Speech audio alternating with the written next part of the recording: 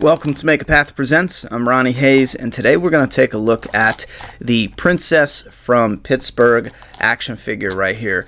Now, map member Christopher sent this in from the New York Comic Con. They had these for sale there, and they also have these for sale on the Skybound website. So he sent this in so we can review it quick and see what it looks like. Now, she doesn't come with her spear, which is kind of strange because that is her signature weapon. That's kind of like Michonne coming without a katana. That's kind of like, who else?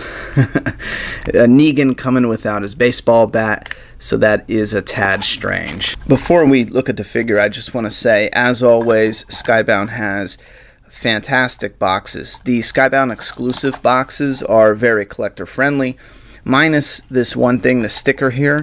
This is not meant to last for a long time. In 10-20 years, there's probably a lot of these that are going to be re-glued or just coming off, because they're coming off now. It's terrible. Other than that, the packages are fantastic. A lot better than what you would get in the store. Alright, let's move the camera down a little bit and get a close-up look at Princess, the Princess from Pittsburgh. I gotta say, in person, it's a huge difference with her face sculpt, and it's so weird because in person, it fits. It's slim, it fits the face. In the camera, even when I'm looking through it in the viewfinder here, it looks just wide and odd. I don't get that at all. But in person, the figure looks 10 times better. I mean, 10 times better with that face sculpt. The hair is wild, and the hair actually looks pretty cool. It's got, it looks like purple. Yeah, it definitely has purple in the hair. And then she's got her goggles up top. They don't come down. They'll probably make an exclusive with goggle head in the future. She's got her pink jacket. Her very flamboyant pink jacket. It is pliable, and then the sculpt work from the side and the back and everything, they did a good job. That does look good for what it is. She's got some nice weathering and sculpt work on her waist for her shirt, her holster here for the knife, and then her knee pads. She's got a, as far as it goes for her visually, she definitely looks pretty cool. If this character ends up being a fan favorite, then her figure at least has a good amount of flair to it. And there's a black and white version. If maybe you're a manly man and this is too much pink for you, get the black and white version. Now, there's a lot of conflict with fans and this character here. Now, she rubs me the wrong way with her attitude, and sometimes she comes off as kind of annoying. I know there's some fans that just see her as a SJW character. I cut her some slack because of two main reasons.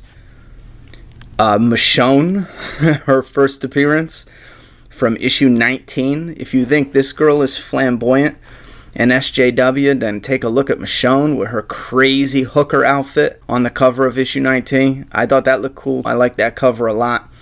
Michonne, even the character, took a while to grow on me. I did not like her at first. Not at all. It wasn't until they got to Alexandria that I started liking Michonne a lot. And she ended up being one of my favorites. I love Michonne. Now, when it comes to the princess and the second character, and the second reason why I cut her some slack, is Ezekiel. Ezekiel is weird as shit, man. And I cut him slack and let him grow on me. And I like TV Ezekiel already a lot better than comic Ezekiel. If you want to know what the articulation is like, here you can see. Let's try to get close up without getting too out of focus. But there's her boots. It looks like there's some decent articulation there with her feet. They do swivel. They got a little bit of rock to them. And they go up and down. I don't want to do it too much because it kind of feels like I'll rip that right out. But you can see the sculpt work in her jeans. I like that green color. And then the knee pad there. And the knee bends, and there's a swivel at the knee. The little strap on her leg, You have articulation, the Jean-Claude Van Damme. Wait, I can't get her leg to go up. Her leg goes up a little bit. It goes back only a little bit. And the other leg, it does go up some and then back a little bit. She's got a little tush there with obviously the articulation is going to be, it's going to be a little iffy there, but I'd rather have it look a little iffy and have articulation there. And then the articulation in her waist here, her upper waist, is really good. And then you have a little bit of articulation that seems to be really hindered up here. Elbow articulation, that's almost 90.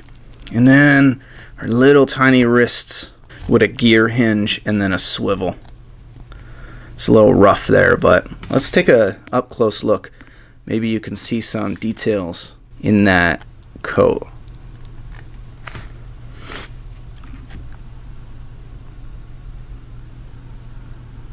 I want to make sure you guys can see that good. I think they did a really good job sculpting this. It does look like hair. Or no, I'm sorry, like that fur look. And then they always do a good job at McFarlane Toys with the weathering and the folds and rolls in the clothing. Always realistic and looks good. And then her head has a decent amount of articulation for having hair this crazy, I should say. It does get caught up with the hair and her jacket. It would be kind of cool if they would have an alternate version without the jacket. She looks like she's got kind of a cool style under there. I'd like to see her without the jacket and just have like maybe a white long sleeve under that. That would be a cool style. Maybe it looks a little too much like Michonne. But I think that would be cool. And let's get a good look at her face. Her face and her hair. And like I said, in person, it is 10 times better, man. The sculpt work on that face, having that little smirk. Can you get the goggles good? Looks like she's got some scrapes up on the goggles. Some wear and tear. And then, I don't know how well, in my viewfinder, it doesn't seem like it's picking up that purple tone, or it's weird. It's not like bright purple hair, but it's got like a purple highlight to it, but it's real subtle. That could just be the lights playing tricks on me, I think. But I kind of see it there. But look at that sculpt work. They did a good job as far as the sculpting goes, whether you like the character or not. They did a real good job with this figure. If you like the character, I think you're going to love the figure. I think that's what it boils down to, because they did a good job with her, a real good job. The articulation is what you can expect. It's what you need it to be, though, for this size, especially for the paint apps and the size of the figure. Like I said, it's a 5-inch figure.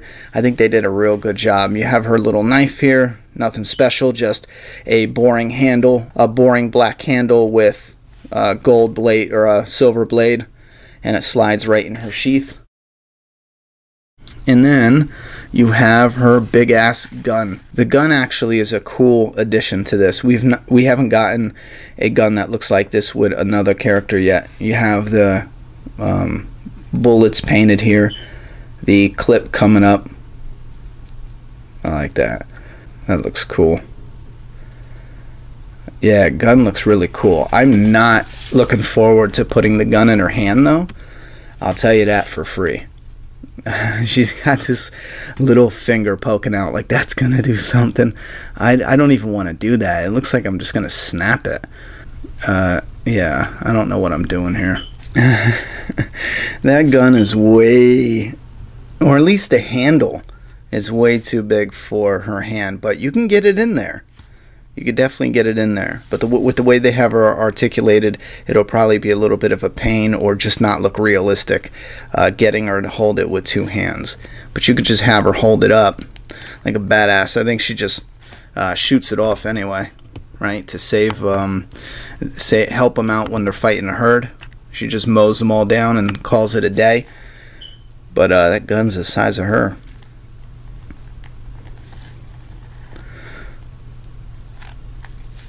Yeah, like I said, figure-wise, if you're looking at it without any bias towards the character, I think figure-wise they did a fantastic job with her. Actually, a really good job. If you are a fan of her, you're going to love this. Yeah, there's the Princess of Pittsburgh.